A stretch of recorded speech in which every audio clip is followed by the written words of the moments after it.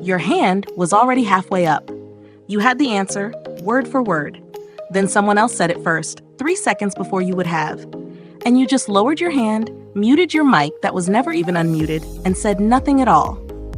Let's break down exactly what happened in that moment, one piece at a time, because it wasn't bad luck, and it definitely wasn't you being slow. Here on ADHD Resolve, we're going to open up your brain and walk through this step by step in plain, simple language anyone can follow. By the end, you'll know exactly why the answer can sit right behind your teeth and still never make it out in time. You're not unprepared. You're not checked out. Something specific is happening in a very specific order. And today we're taking it apart, piece by piece. Here's step 1. Think of your brain like a small tray held out with both hands. That tray is already carrying things. What your boss just said, what the slide on the screen means, whether your camera looks okay right now, whether you're nodding at the right moments. Here's step 2. You try to add one more thing to that tray, the exact sentence you want to say out loud. Research suggests that in an ADHD brain, this tray tips more easily under that extra weight than it does for most people. So the sentence slides off, sometimes half a second after it landed. Here's step 3, happening at the exact same moment. Speaking requires a switch to flip from listening mode into talking mode.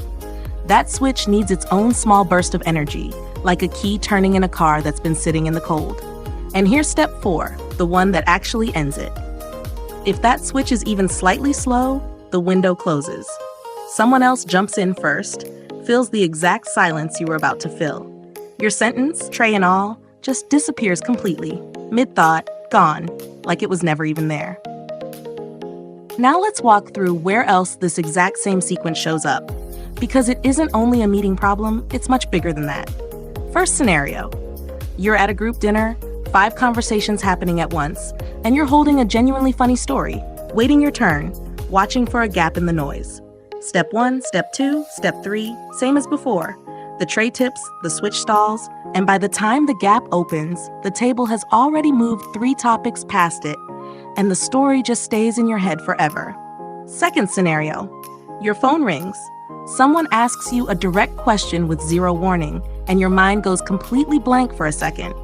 Not because you don't know the answer, but because that same switch, listening to talking, needed one more beat than the moment actually gave it.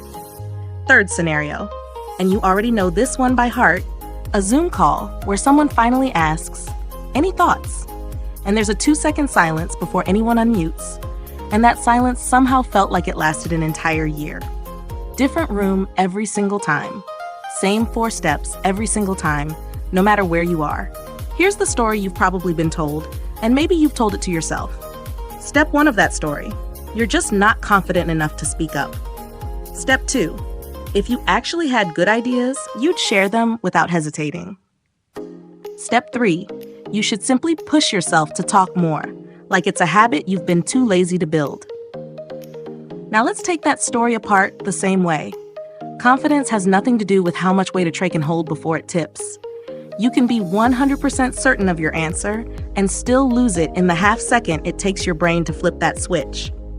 Research suggests ADHD brains show real, measurable differences in verbal working memory and in the speed of shifting between mental tasks, not in how much someone actually knows and not in how much they care.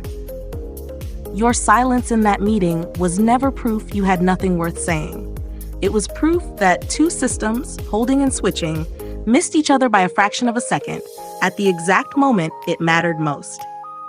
So here's what actually changes once you understand the sequence for what it really is.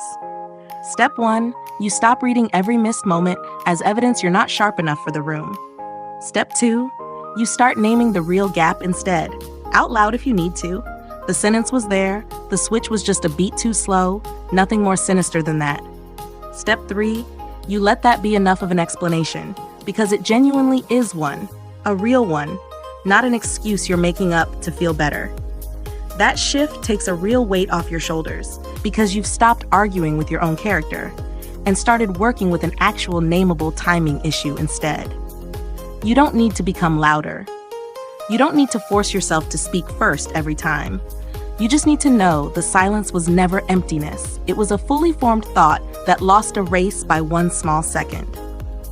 So next time you're sitting there, answer completely ready, and someone else says it first, walk through it. Step 1, the tray tipped. Step 2, the switch was a beat slow. Step 3, that's the whole story. Nothing more. Nothing about you being less than capable. If this finally broke down something you felt in every meeting you've ever sat in, subscribe to ADHD Resolve, and we'll keep taking these patterns apart, one piece at a time.